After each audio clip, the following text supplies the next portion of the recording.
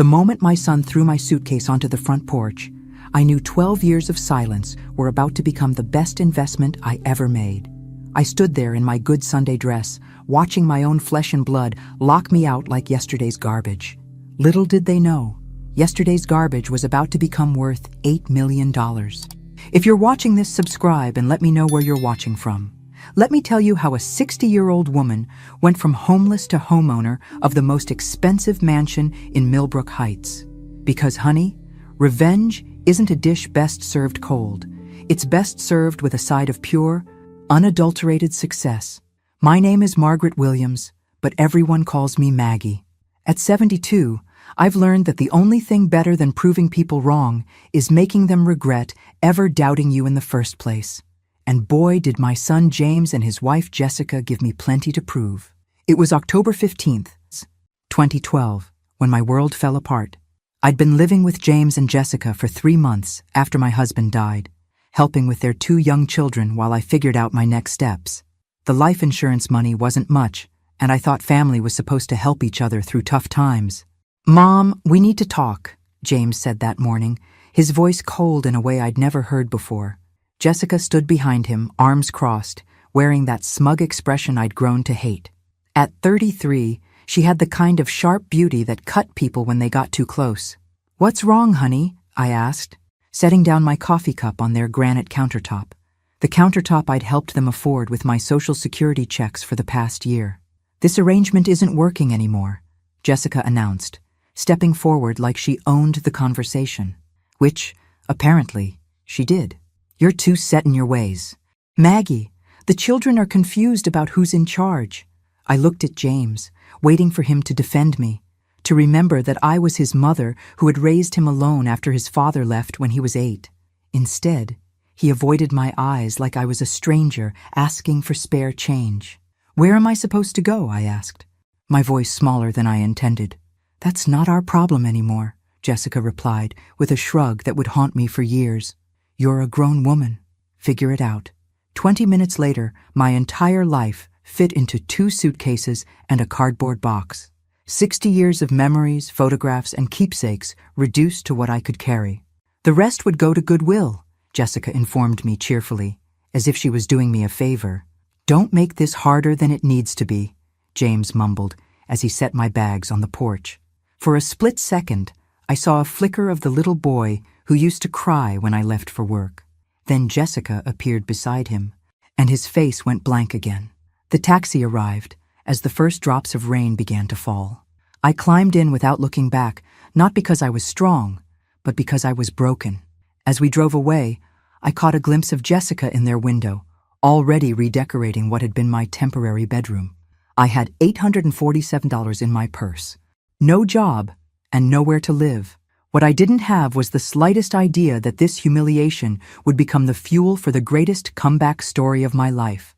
The Sunset Motel on Route 9 became my home for the next 6 weeks, and let me tell you, it was exactly as glamorous as it sounds.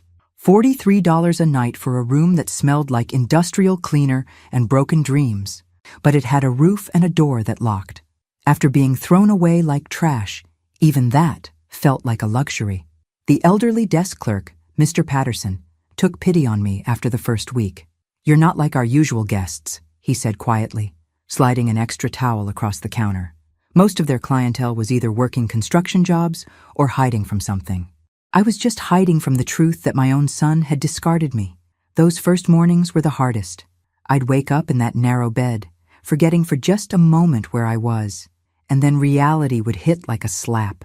No grandchildren's laughter, no family breakfast to prepare, just me and the broken air conditioning unit that made sounds like a dying whale. But here's what Jessica and James didn't count on. I'm not the kind of woman who stays down. Never have been. When James was young and we had nothing, I worked 3 jobs to keep us afloat. I cleaned offices at night, worked retail during the day, and took in ironing on weekends. Survival wasn't new to me. I'd just forgotten how good I was at it. The first thing I did was walk to the library every morning. Free internet, free air conditioning, and most importantly, free access to job listings. At 60, nobody was exactly lining up to hire me, but I wasn't looking for charity. I was looking for opportunity. You have experience in bookkeeping? Asked Sarah Mitchell, the owner of Mitchell's Garden Center, during my 4th interview that week. She was about my age, with dirt under her fingernails and a no-nonsense attitude I immediately respected. 20 years, I replied. I handled all the finances for my late husband's contracting business. What I didn't mention was that I'd also spotted at least 3 ways she was losing money just from sitting in her cluttered office for 10 minutes.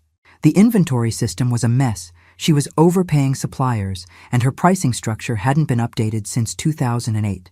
The pay isn't much, Sarah warned. $15 an hour, part-time. When do I start? That first paycheck was $240, and I treated it like I'd won the lottery. After 6 weeks of watching my savings drain away like water through a sieve, earning money again felt like breathing after being underwater.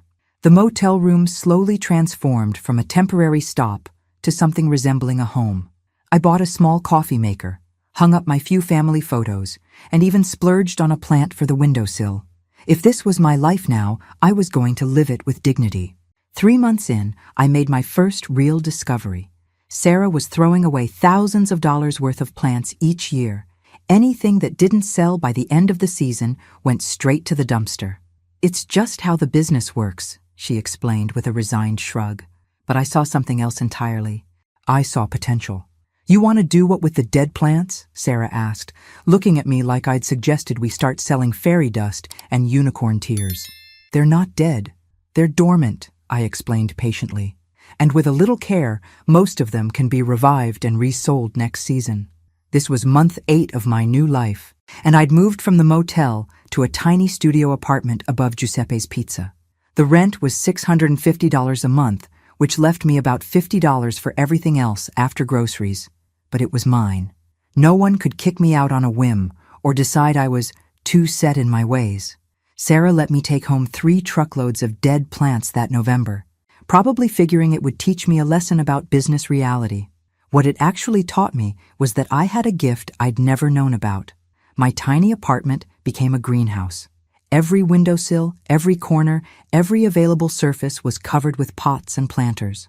I researched plant care on the library computers, watched YouTube videos, and spent my evenings nursing brown, wilted stems back to life. The neighbors thought I was crazy. Mrs. Chen from downstairs kept asking if I was running some kind of illegal operation. Too many plants, she'd mutter in broken English whenever she saw me carrying another pot upstairs. But by February, something magical started happening. Green shoots appeared, buds formed. My studio apartment was transforming into a jungle of healthy, thriving plants. I had over 200 specimens, and about 150 of them were not just alive, but flourishing. Maggie, what the hell? Sarah gasped when I brought the first batch back to the garden center in March. These look better than when they were new. Told you they weren't dead, I said, trying to hide my grin. Inside, I was doing cartwheels. This wasn't just about proving a point. This was about discovering I had a talent that could actually make money. Sarah bought back every single plant for half the original retail price. In one transaction, I made $847, more than my first month's salary. But more importantly, I'd found something that felt like purpose again. The next year, our arrangement became official. Sarah would set aside all the unsellable plants for me. I'd rehabilitate them through the winter, and we'd split the profits in spring. It wasn't exactly a business empire, but it was mine. Word started spreading through the gardening community. That lady at Mitchell's can bring anything back to life, people would say. Soon, other garden centers were calling, asking if I'd take their clearance plants too. By the end of year 2, I was making more from plant rehabilitation than from my bookkeeping job. I'd also moved to a larger apartment with a proper balcony and had turned Giuseppe's parking lot into an unofficial greenhouse with his permission. The best part? Every healthy plant I saved felt like proof that being discarded didn't mean being worthless. Some things just needed the right care, the right attention, and the right person who could see their potential. James and Jessica had thrown me away, assuming I'd wither and disappear. Instead, I was putting down roots in soil they'd never even imagined. Year 3 was when I stopped thinking small and started thinking smart. By this point, I had a waiting list of garden centers wanting me to rehabilitate their clearance plants. And my little apartment operation was bursting at the seams. The landlord had started charging me extra for excessive plant drainage, and Giuseppe was getting tired of customers asking if they could buy the beautiful plants covering his parking lot. "You need a real facility," Sarah told me during one of our coffee meetings. "And you need to think bigger than just saving plants." She was right. But thinking bigger required money I didn't have.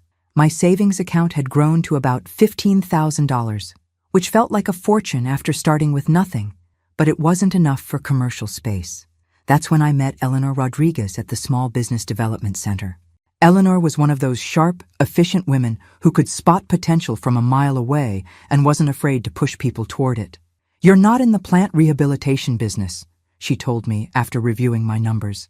"You're in the business of turning waste into profit. That's a completely different conversation." Eleanor helped me see what I'd been too close to notice. I wasn't just saving plants, I was solving a major industry problem.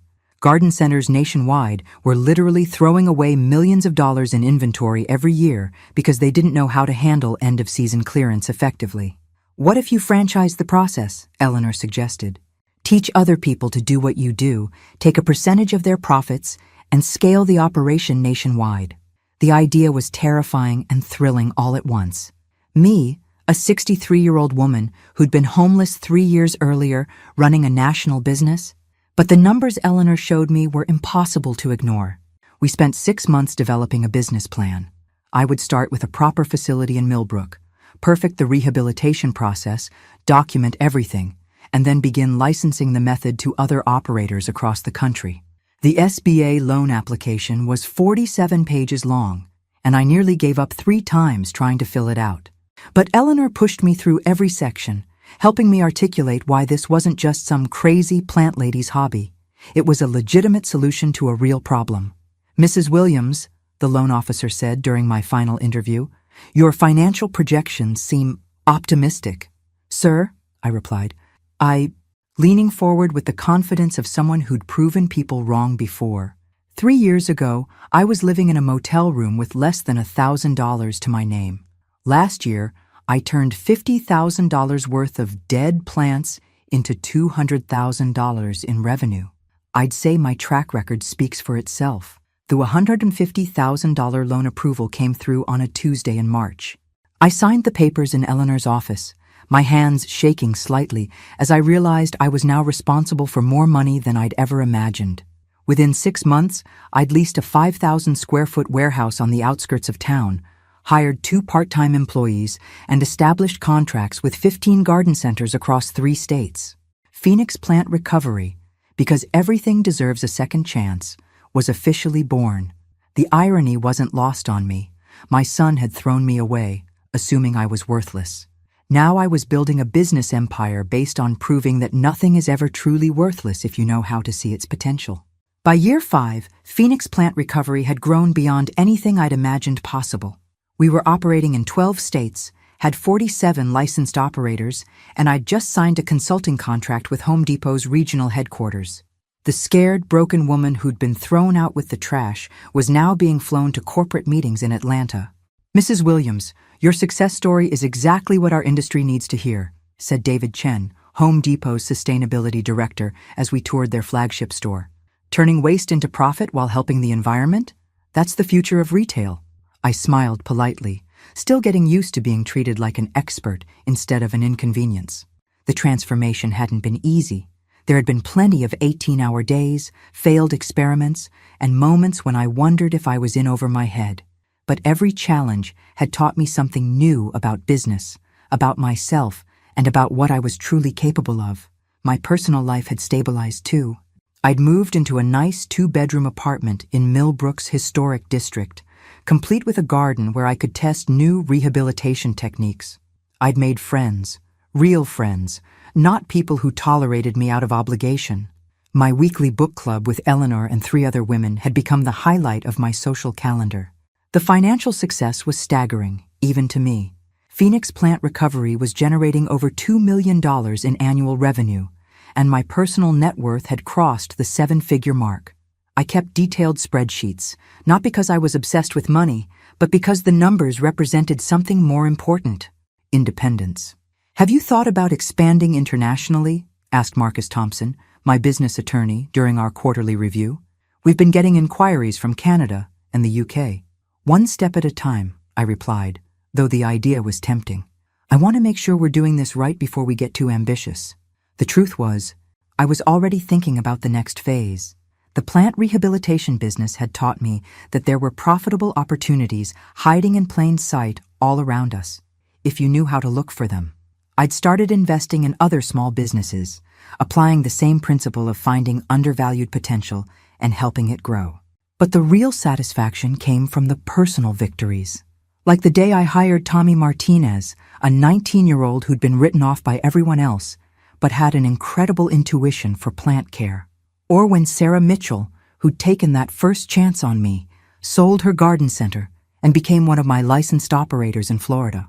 "You've changed my whole perspective on what's possible," Sarah told me during her retirement party. "Watching you build this from nothing, it's inspired half the women in this town to take risks they never would have considered." I'd started keeping a journal of lessons learned, partly for potential future employees, but mostly for myself. The biggest lesson? Never let anyone else define your worth. James and Jessica had decided I was useless, a burden they couldn't afford to carry. They'd thrown me away without a second thought. What they didn't know was that they'd just given me the motivation to become everything they'd never imagined I could be. Every contract signed, every new location opened, every success story was proof that their judgment had been spectacularly wrong. And honestly, I was just getting started. The house hunting began as a practical decision and ended as an act of pure, beautiful revenge. After 5 years of apartment living, I needed more space for my expanding business ventures and investment portfolio. What I found instead was the perfect way to announce to Millbrook that Margaret Williams was no longer the woman anyone could throw away. "The Harrison estate?" Jennifer Walsh, my realtor, repeated when I mentioned the property. "Maggie, that house hasn't been on the market in 40 years. It's the most prestigious address in Millbrook Heights." Millbrook Heights, the neighborhood where James and Jessica had always dreamed of living but could never afford. The neighborhood they'd drive through on Sunday afternoons, fantasizing about someday, while living in their modest colonial with the mortgage they'd kicked me out to afford. "Is it for sale?" I asked simply. "Well, yes, but—" Jennifer hesitated. "The asking price is $4.2 million. Let's take a look." The Harrison estate was everything I'd expected, and more. 12,000 square feet of pristine colonial architecture sitting on 8 acres of manicured grounds. Master suites with fireplaces, a library with floor-to-ceiling mahogany shelves, a chef's kitchen that could feed a small army, and a conservatory that was basically a greenhouse attached to the house. But what really sold me was the view from the master bedroom window. You could see the entire town of Millbrook spread out below, including the modest neighborhood where James and Jessica lived. Every morning, I could wake up and literally look down on the people who'd looked down on me. "The sellers are motivated," Jennifer explained as we toured the wine cellar. "They've already moved to Florida and want a quick close." "Cash offer," I said without hesitation. $3.8 million, close in 2 weeks. Jennifer nearly dropped her briefcase. "Maggie, are you sure? That's a huge commitment." I was more than sure. Phoenix Plant Recovery was throwing off enough profit to cover the mortgage payments easily. And my investment portfolio had grown to the point where I could afford the down payment without touching my business accounts. But more than that, I could afford it because I'd earned every penny through my own intelligence, determination, and hard work. The sellers accepted my offer within 6 hours. 2 weeks later, I stood in the grand foyer of my new home, holding the keys and trying not to laugh out loud at the absurdity of it all. 6 years earlier, I'd been sleeping in a motel room with less than $1,000 to my name. Now I owned the most expensive house in the county. The moving truck arrived the next morning, though honestly, my furniture from the apartment looked ridiculous in rooms this size. I'd need to do some serious shopping, but that was a problem I was happy to have.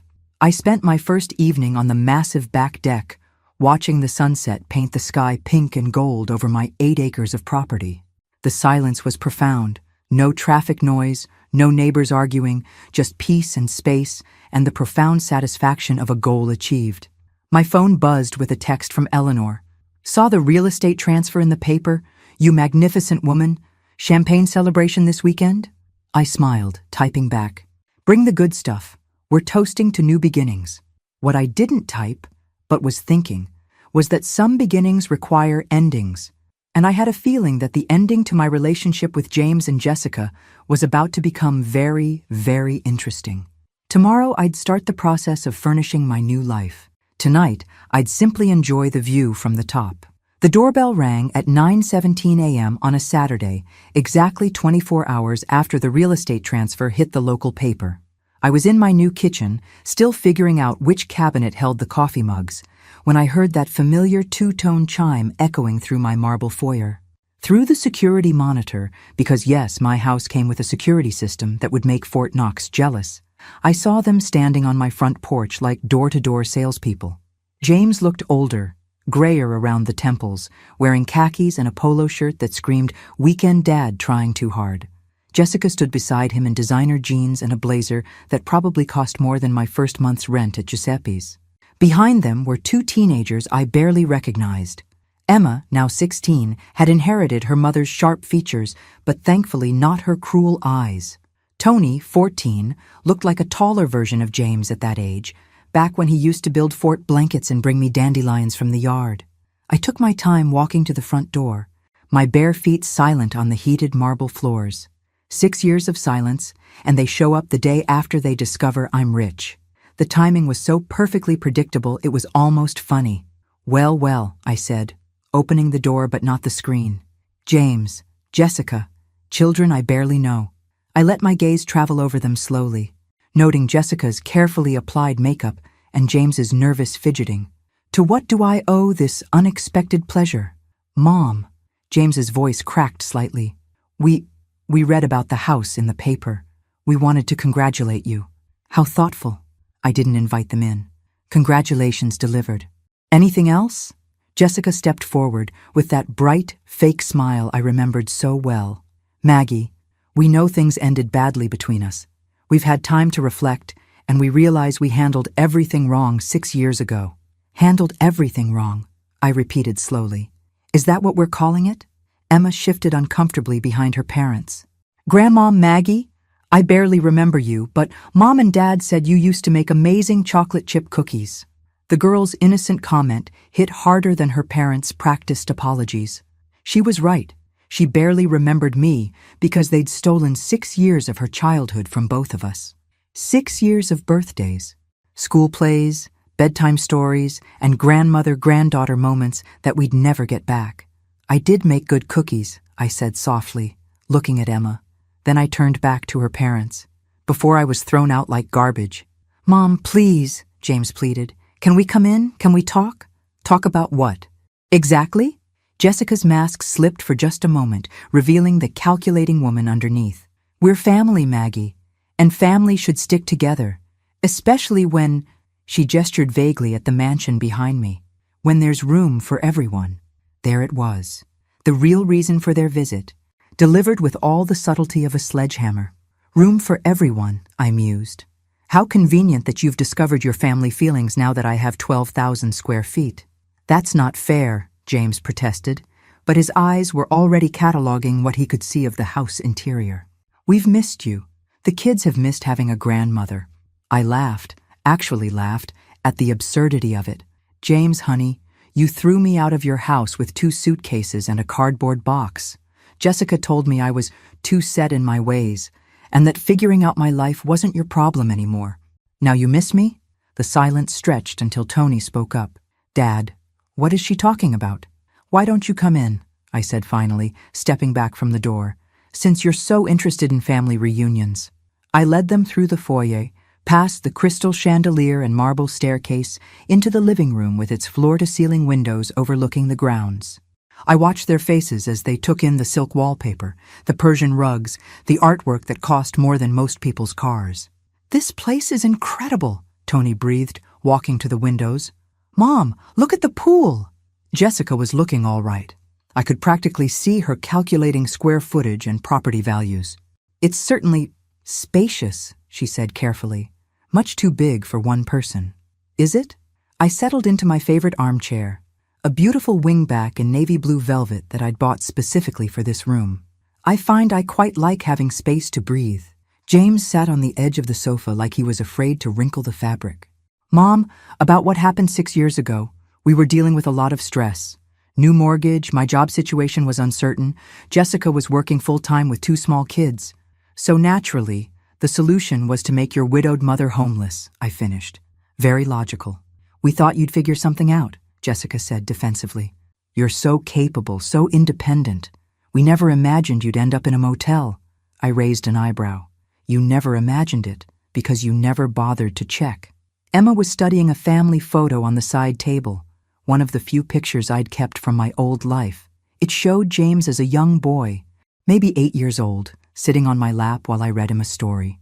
Dad, you were really little, she said. That was taken right after your grandfather left, I told her. Your dad and I lived alone for 10 years. I worked 3 jobs to keep us afloat, made sure he had everything he needed for school. Drove him to baseball practice every Tuesday and Thursday. I looked directly at James. I thought that meant something. It did mean something, James said quietly. It means everything. That's why we're here. No, I said firmly. You're here because you want something. The question is, are you going to be honest about what it is? Or are we going to keep pretending this is about missed family connections? Jessica's patience was clearly wearing thin. Fine, she snapped. Yes, we need help. James lost his job 3 months ago. We're behind on the mortgage, and Emma needs money for college applications. Happy now? Deliriously, I said dryly. Now we're getting somewhere. The thing is, James jumped in, shooting Jessica a warning look, we were thinking, you have all this space and we're struggling with our housing situation. You want to move in. It wasn't a question. Temporarily, Jessica added quickly, just until James finds another position. Maybe 6 months? A year at most. I looked around my beautiful, peaceful living room, then back at the people who'd discarded me the moment I became inconvenient. Let me make sure I understand this correctly. You want to move your entire family into my house because you're having financial difficulties. We're family, James repeated, like it was a magic word that would open all doors. Family, I mused.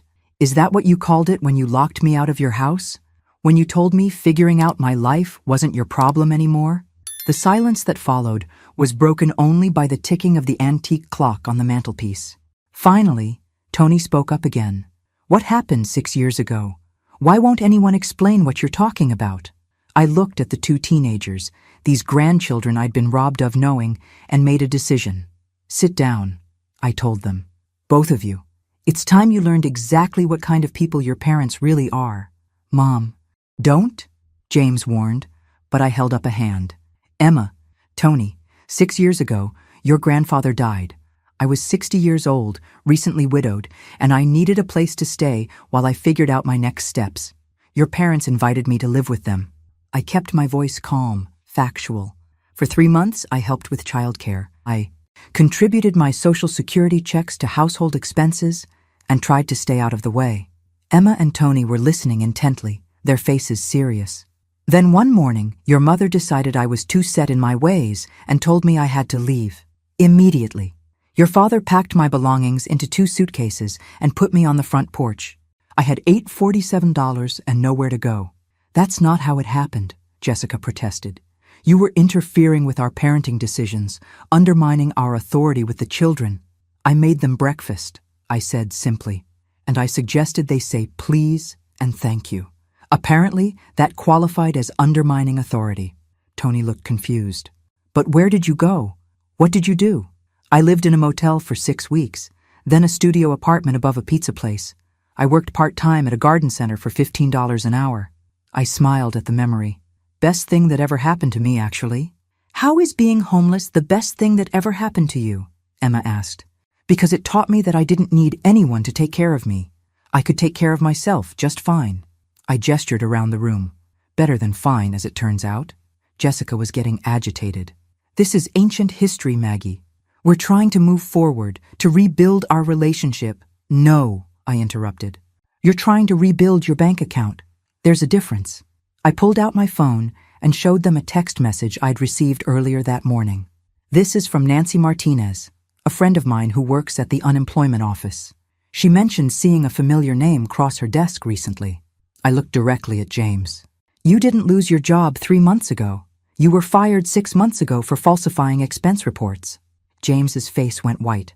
How did you— I know things, James. I know Jessica opened 3 new credit cards last year and maxed them out on designer clothes and spa treatments. I know you refinanced your house twice to pay for that vacation to Italy. I know you're not just behind on your mortgage, you're facing foreclosure next month. The silence in the room was deafening. I also know, I continued, that you drove by my motel every single day for 6 months after you threw me out. You knew exactly where I was living and exactly how much I was struggling. And you never once stopped to check if I was okay. Emma's eyes filled with tears. Dad? Is that true? James couldn't look at his daughter. Jessica, however, had switched to full attack mode. Fine, so we made mistakes. So did you. You could have asked for help instead of disappearing for 6 years. I laughed. Asked for help from the people who told me figuring out my life wasn't their problem? From the daughter-in-law who called me a burden? We were young. We were stressed. You were cruel, I said quietly. And now you want me to pretend it never happened because you need something from me. Tony suddenly stood up, his face flushed with anger. This is messed up, he said, his voice cracking. Dad, you told us Grandma Maggie moved to Florida to be near her sister. You said she didn't want to see us anymore. We never said that exactly, James started. Yes, you did. Emma jumped up too, her voice rising. You said she chose her new life over being part of our family. You made us think she abandoned us. I felt a surge of vindication mixed with sadness. These children had been lied to for 6 years, robbed of their grandmother because their parents were too proud to admit what they'd done. There's something else you should know, I said softly. About 6 months after I moved out, your father came to see me. Jessica's head snapped toward James. What? You didn't tell her? I asked James, genuinely surprised. How interesting. James was sweating now, his polo shirt sticking to his back. Mom, please. He showed up at my apartment on a Tuesday evening, I continued, watching Jessica's face carefully. He'd been drinking, and he was crying. He said he missed me, that he'd made a terrible mistake, that he wanted me to come home. You're lying, Jessica said, but her voice was uncertain. I pulled out my phone again and scrolled to an old photo. I took a picture of the letter he wrote me that night. Would you like me to read it out loud?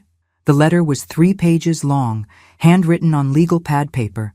In it, James apologized profusely for letting Jessica convince him to throw me out. He admitted that he missed me desperately, that the house felt empty without me, that he realized he'd chosen his wife's convenience over his mother's well-being.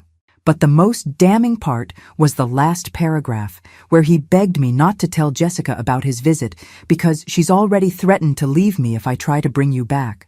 He chose you, I told Jessica calmly. He chose keeping you happy over doing the right thing by his mother. And for 6 years, he's been lying to all of you about it. Jessica turned to James, her face a mask of fury. You went behind my back? You wrote her a letter? I was drunk, James mumbled. I wasn't thinking clearly. No, I said. You were thinking clearly for the first time in months. That's what scared you. Emma was crying openly now. 6 years, she whispered. We missed 6 years with you because of their lies. But here's the thing, I said, standing up and smoothing down my silk blouse. I'm not the same woman who got thrown out 6 years ago. That woman was broken, dependent, willing to accept crumbs of affection from people who saw her as a burden. I walked to the window, looking out at my perfectly manicured grounds. This woman owns a multi-million-dollar business. This woman has friends who respect her, employees who depend on her, and investments that generate more income in a month than your father made in a year when he had a job. I turned back to face them. This woman doesn't need anything from anyone, especially not from people who threw her away like garbage and now want to move into her house because they've mismanaged their own lives. The silence stretched until Tony spoke up, his voice small. So, you don't want a relationship with us? Even now that you know we were lied to? The question broke my heart, but I kept my expression neutral. I want a relationship with you and Emma.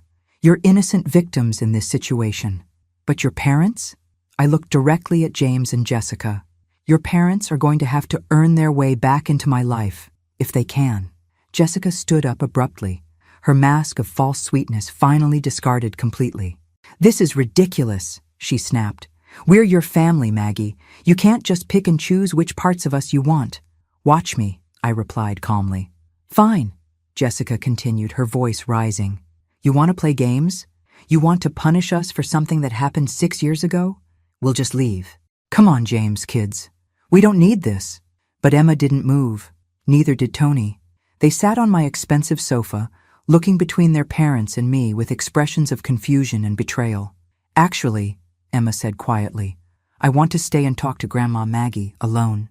Emma, we're leaving, Jessica commanded. No. Emma's voice was stronger now. I'm 16 years old, and I just found out you've been lying to me for 6 years about my grandmother. I want to hear her side of the story. Tony nodded. Me too. Jessica looked like she was about to explode, but James put a hand on her arm. Maybe we should give them some time, he said quietly. Don't you dare take her side, Jessica hissed at him. I'm not taking anyone's side, James replied, but he was looking at me with something that might have been regret. I'm trying to think about what's best for our children. For a moment, I saw a glimpse of the man who'd written me that letter 6 years ago, the son who'd been torn between his wife's demands and his conscience. But the moment passed quickly. Fine, Jessica said, but we're not done here, Maggie. We'll be back. No, I said firmly. You won't. Not unless you're invited. This is my house, my property, and I have an excellent security system. If you show up uninvited again, I'll have you arrested for trespassing. Jessica's face went through several shades of red. You can't keep us from our children. I'm not keeping anyone from anyone, I said, but I'm also not allowing you to use them as emotional blackmail. Emma and Tony are welcome here anytime they want to visit. You and James are not. Not until you've proven you've changed. Proven how? James asked. I considered the question carefully. Start by telling your children the complete truth about what happened 6 years ago. Not your version, not Jessica's version, the truth. Then get your financial house in order without asking me for help. Show me you can stand on your own 2 feet like the adults you claim to be. And then maybe we can have a conversation about forgiveness. Maybe. I smiled coldly. But don't hold your breath. After they left, I sat with Emma and Tony for 2 hours, answering their questions, showing them photo albums from their father's childhood, and listening to their stories about school, friends, and dreams for the future. They were good kids, despite their parents' failures, and I could see echoes of the little boy I'd raised in both of them. Can we come back next weekend? Emma asked, as I walked them to the door. Anytime you want, I promised. I have 6 years of grandmothering to catch up on. As I watched their car disappear down my long driveway, I felt something I hadn't experienced in years. Complete satisfaction. Not revenge, exactly, but justice. The people who'd thrown me away were now the ones begging for scraps, while the woman they'd discarded was living in luxury they could never afford. I'd proven that being thrown away doesn't mean being worthless. Sometimes it just means you're finally free to discover your true value. And sometimes, the best revenge really is living well. The next morning, I called Eleanor to tell her about the visit. How do you feel? She asked after I'd shared the whole story. I looked out at my beautiful grounds, sipped my coffee from expensive china, and smiled. I feel like I'm exactly where I belong. Finally. Some victories are quiet. This one was perfect. Thanks for listening. Don't forget to subscribe and feel free to share your story in the comments. Your voice matters.